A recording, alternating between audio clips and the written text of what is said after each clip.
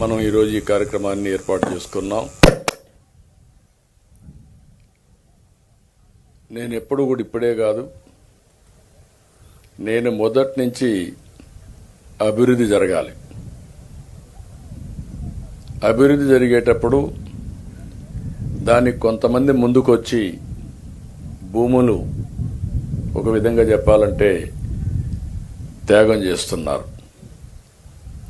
తరతరాలుగా మీరు ఇక్కడున్నారు. మీ పెద్దవాళ్ళు, మీ పూర్వీకులు ఇక్కడనే పుట్టారు, ఇక్కడనే పెరిగారు. తర్వాత మీరు వచ్చారు.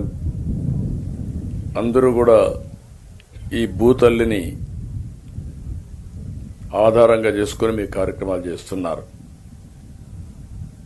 అయితే ఇక్కడ మనందరం ఒక విషయం గుర్తుపెట్టుకోవాలి. ఈరోజు ఒక చరిత్ర మీరందరూ గుర్తుపెట్టుకోవాల్సింది, వెలుగొండ ప్రాజెక్టు ద్వారా మీ భవిష్యత్తే కాకుండా 3 జిల్లాలు, ఒకప్పుడు 3 ఇప్పుడు 4 జిల్లాలు, ప్రకాశం జిల్లాతో కలుపుకుంటే 4 జిల్లాల యొక్క తలరాతను మార్చే ప్రాజెక్టు ఈ వెలుగొండ ప్రాజెక్టు. అయితే ఒక్కసారి మనం ఆలోచించుకుంటే గతాన్ని ఇప్పటికి కూడా ఈ ప్రాంతంలో నీరన్నీ పాతాళానికి వెళ్ళిపోయినాయి. మనం తాగే నీళ్లన్నీ ఫ్లోరైడ్ నీళ్లు తాగుతున్నాం. దానివల్ల చాలా మందికి ఆరోగ్య సమస్యలు. దేవుడు సక్రమంగా పుట్టించినా మనకు మాత్రం అనేక సమస్యలు వచ్చాయి, వస్తున్నాయి కూడా. ఇంకొక పక్క కరువు. అనేక సందర్భాల్లో మార్కాపూర్ ప్రాంతం అంటే ఇది ఒక కరువు ప్రాంతం, అన్ని విధాల ఇబ్బంది పడే ప్రాంతం వచ్చింది. ఈరోజు ఒక్కోసారి చరిత్ర, అప్పుడప్పుడు కొంతమంది యుగ పురుషులు పుడతారు. ఒకప్పుడు కృష్ణా నదీ జలాలు ఈ ప్రాంతాలకు వస్తాయని ఎవరు కలగూడగనలేదు. అలాంటి సమయంలో నందమూరి తారక రామారావు గారు ముఖ్యమంత్రి అయిన తర్వాత మొట్టమొదటిసారిగా ఆలోచించి రాయలసీమకు కృష్ణా జలాలు ఎట్లివ్వాలి, ఈ మార్కాపూర్ ప్రాంతానికి కూడా నీళ్లు ఎట్లివ్వాలని ఆలోచించినటువంటి మొదటి వ్యక్తి నందమూరి తారక రామారావు గారు 1985లో. దానికి శివరామకృష్ణయ్య గారిని ఒక ఇంజనీర్ని ఆ రోజు అపాయింట్ చేశారు. ఆయన రాష్ట్రం అంతా తిరిగి, అన్ని ప్రాంతాలు తిరిగి, ఎక్కడెక్కడ నీళ్లు రావాలనో, ఏ విధంగా వస్తుందో, అప్పుడే వెలుగొండ ప్రాజెక్టు ఒకటి వస్తే బాగుంటుందని ఒక ఆలోచన చేసి ఒక రూపకల్పన చేశారు.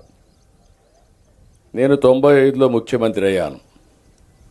నేను ఈ ప్రాంతానికి వస్తే మీరందరూ ఒకటే మాట అడిగేవాళ్ళు, మాకు వెలుగొండ కావాలి, వెలుగొండ కావాలని. నేను ఆ రోజు మిమ్మల్ని అడిగాను, వెలుగొండ ఎట్లొస్తుంది, నీళ్లు ఎక్కడున్నాయి, మనకు లేవు కదా. లేనప్పుడు ఎట్లొస్తుందంటే మీరు ఒక మాట చెప్పారు, 5 సంవత్సరాల్లో ఎప్పుడైనా వరద వస్తే ఆ 1 సంవత్సరం నీళ్లు మాకు మళ్ళీ ఇచ్చండి, 4 ఏళ్లు మేము బతకతాం, లేకపోతే ఈ ప్రాంతంలో బతకలేమని మీరు అడిగితే, ఆ మాట చెప్పంగానే నా మనసు కలిచివేసింది. అందుకే ఆ రోజే నిర్ణయం చేశా. 96లో ఆ రోజు మార్చి 26వ తారీఖు అనుకుంటా నేను ఫౌండేషన్ వేసా. అక్కడి నుంచి కొన్ని పనులు కూడా చేశానని చెప్తాను. అదే సమయంలో ఈరోజు మీరు ఆలోచిస్తే ప్రాజెక్టుకి 10,580 కోట్లు ఖర్చు అవుతుంది ఇప్పుడు లెక్కల ప్రకారం. ఇప్పటికే 6,736 కోట్లు మనం ఖర్చు పెట్టాం. ఇంకా 3,844 కోట్లు ఖర్చు పెట్టాలి. నిన్న మొన్నే మనం 759 కోట్లు ఖర్చు పెట్టాం. ఈరోజు 900 కోట్లు రైతులకు, పేదవాళ్లకి పునరావాసం చేయడానికి, R&R ఇవ్వడానికి శాంక్షన్ చేయడమే కాకుండా ఒకేసారి 300 కోట్లు ఈరోజు రిలీజ్ చేస్తున్నాం. సాయంత్రానికి మీ బ్యాంక్ అకౌంట్కి వస్తుంది. అకౌంట్కి వెళ్ళిపోయిందా? ఓకే, ఈరోజు రేపు ఆర్బీఐ హాలిడే అంట, డబ్బులు మీ అకౌంట్కి రిలీజ్ చేశాం. సోమవారం మీరు వెళ్ళి మీ అకౌంట్లో డబ్బులు తీసుకునే అవకాశం కూడా ఉంటుంది. ఉండడం కాదు, 100% మీ అకౌంట్లో సోమవారం డబ్బులు ఉంటుంది. దాన్ని బట్టి మీరు ప్లాన్ చేసుకోవచ్చు. ఈరోజు మనం చూస్తే చాలా ఆర్థిక ఇబ్బందులు ఉన్నాయి. రాష్ట్రం విధ్వంసం అయింది. రాష్ట్రం యొక్క మొరేల్ ఆఫీసర్స్ పనిచేయడానికి కూడా ఇష్టపడే పనిచేసి లేరు. ఎక్కడ చూసినా లా అండ్ ఆర్డర్ అయితే అధపాతాళానికి పోయింది. నాకే ఆశ్చర్యం వేస్తుంది. నేను చాలా సవాళ్లు చూశాను. ఒకప్పుడు తీవ్రవాదులు, నా కోసం నేను చేయలే, ఈ రాష్ట్రం కోసం ఆలోచించా. ఆ రోజు హైదరాబాద్ చుట్టుపక్కల వచ్చేస్తే అభివృద్ధి ఆగిపోతుందని నేను ఆ రోజు నక్సలిజం అనేది కరెక్ట్ కాదని గట్టిగా చెప్పి పోరాడాను. కడాన నా ప్రాణం మీదకి వస్తే కూడా లెక్క పెట్టుకోవాలా. మీరు ఆ విషయం గుర్తుపెట్టుకోవాలి. సాక్షాత్తు వెంకటేశ్వర స్వామి 23 క్లేమోర్ మైన్స్ నా మీద బ్లాస్ట్ చేస్తే నన్ను కాపాడి ప్రాణభిక్ష పెట్టింది వెంకటేశ్వర స్వామి పెట్టాడు. ఆ విధంగా బయటపడ్డాను. ఈరోజు ఆ సమస్య పరిష్కారం అయింది. 1924లో లా అండ్ ఆర్డర్ మొత్తం విచ్ఛిన్నమైపోయింది. అలాంటి పరిస్థితులు, ఒక పక్క లా అండ్ ఆర్డర్ సమస్య, ఒక పక్క 10 లక్షల కోట్ల రూపాయల అప్పులు, ఇంకొక పక్క సంక్షేమానికి కూడా ఆదాయం రాని పరిస్థితి. పెట్టుబడులు పెట్టలేదు, సంపద సృష్టించలేదు. దీనివల్ల ఆదాయం కూడా తగ్గిపోయే పరిస్థితి వస్తే అవన్నీ కరెక్ట్ చేస్తూ వచ్చాను.